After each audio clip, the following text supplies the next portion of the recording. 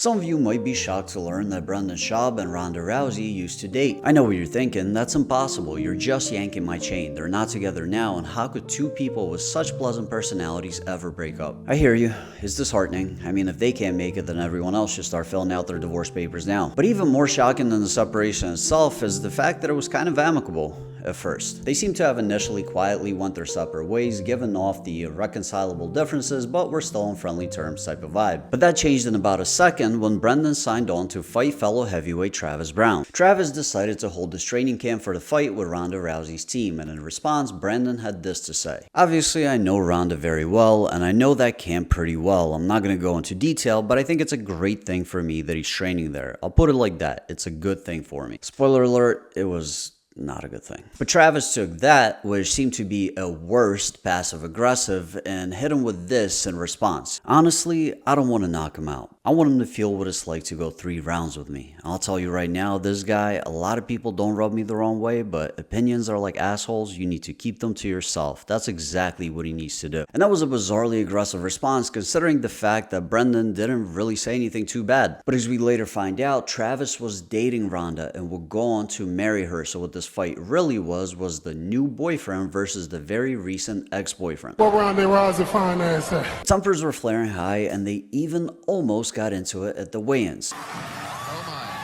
Here we go. That's going like it.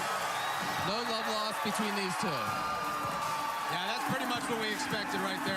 Fast forward to the fight and Brendan gets his ass beat horrifically. Like he's unconscious, dreaming about when he was still a roofer, climbing ladders or something. I don't know, it was bad. It was the fight that retired him. He never fought again after that, but apparently Ronda took a lot of pleasure in seeing Travis do that. She recently went on Steve-O's podcast to promote her book and described a passage where she was imagining that Travis was giving Brendan a message from her with every single punch. You described watching Travis knock out your unnamed ex-boyfriend, and you said that as you watched the fight, you felt like you could hear him say, like to this partially conscious, dude, like, Ronda says fuck you. And I'm dying to know, did he actually say that?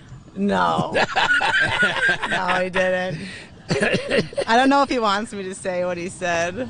So okay. you can ask him that All one right. day, but it was pretty fucking metal.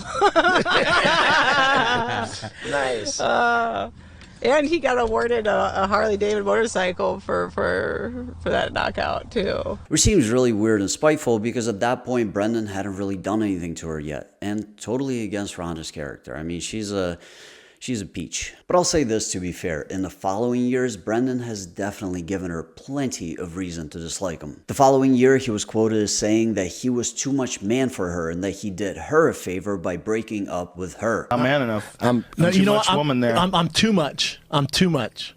You're too much. man? Yeah, she needs a guy who's gonna take a back seat. That's not me. She also Really? needs a guy who's gonna say, yes, ma'am. Yes, ma'am. Really? Well, she's surrounded by, she's so Right. successful. She's surrounded by people that worship her and go, yes, that's a great idea.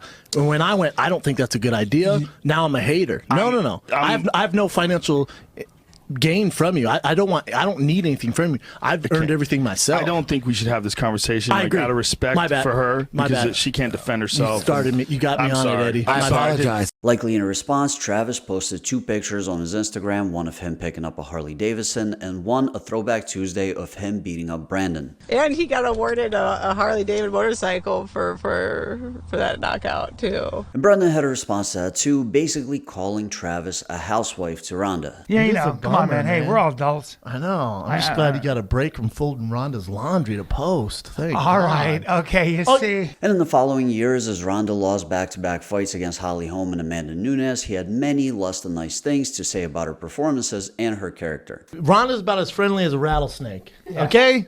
Yeah. That's what you get. You don't become a girl It's no champion. secret. Look at her on The Ultimate Fighter. Well, it's coming out now. Like if you're a dick, it's not the way the show's edited. It's not the way you come off in interviews. It's just your personality.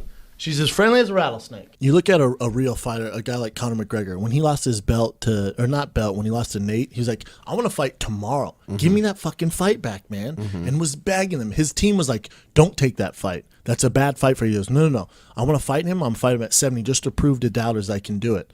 That's what you want out of you. If you're a manager, if you're a fight promotion owner, that's what you want.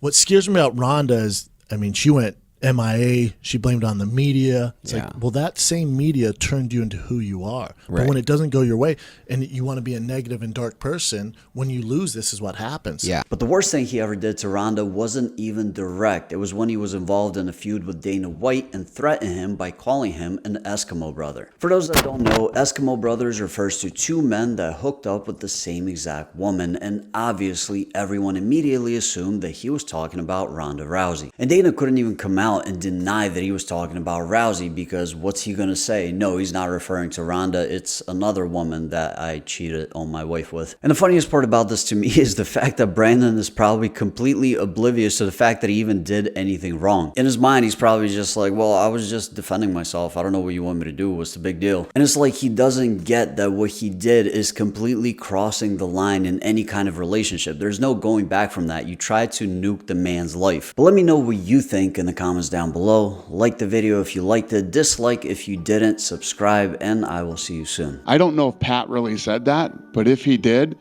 he has to be the dumbest motherfucker on the planet. I mean, you know how fucking stupid you have to be to even think something like that, let alone say it publicly and act like you're fucking serious. We're regulated by the Athletic Commission. And if you think that we told Khamzat Chimaev to not make weight, then Khamzat shows up and the fans are all pissed off at him and stuff, and he's going to just, I mean, and knowing, if you know anything about the sport, this is a guy that was actually in the sport, training and fighting and everything else. If Pat really said that, it's fucking, holy shit. We might have to send him out to the fucking clinic here, the brain clinic, get him fucking checked out. All right, buddy. Done with me? I believe that was Brendan Schaub who said that. It was what? Brendan Schaub who made up that conspiracy. Oh, it wasn't Pat Miletich? I think so. Well, I apologize to Pat Miletich then. That makes sense. Bye.